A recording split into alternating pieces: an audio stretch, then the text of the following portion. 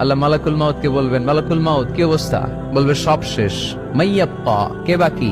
মালাকুল মাউত বলবে জিনেরা বাকি, যাদেরকে দেখা যায় না। আল্লাহ বলবেন জিনদেরকেও শেষ করে ফেলো, রুহু কবজ করো। মালাকুল মাউত আজরাইল জিনদের রুহু কবজ করবে। আল্লাহ এবার জিজ্ঞেস করবে, ইয়া মালাকাল মাউত আখবিরনি মাইয়াপ্পা, এবার বলো আর কে বাকি? মালাকুল মাউত বলবে, আল্লাহ মানুষগুলো সব শেষ, জিনগুলাও শেষ, এবার বাকি ইবলিস শয়তান। কে বাকি?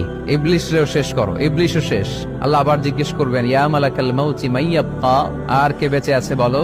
মালাকুল মাউত বলবে, আল্লাহ আপনার কথা অনুযায়ী পৃথিবীর সব মানুষের রূহ কবজ করলাম, সব জিনদের রূহ কবজ করলাম, ইবলিসের রূহ কবজ করলাম, এখন আছে শুধু ফেরেশতা।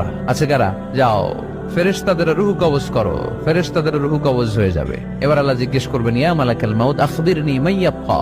মালাকুল মাউত বলবে, আল্লাহ আপনার কথা মতো ধরে ধরে সব শেষ, ফেরেশতাও শেষ, 4 জন ছাড়া। কয়জন ছাড়া? জোরে বলেন, কয়জন ছাড়া? ইসরাফিল, জিব্রাইল, মিকাইল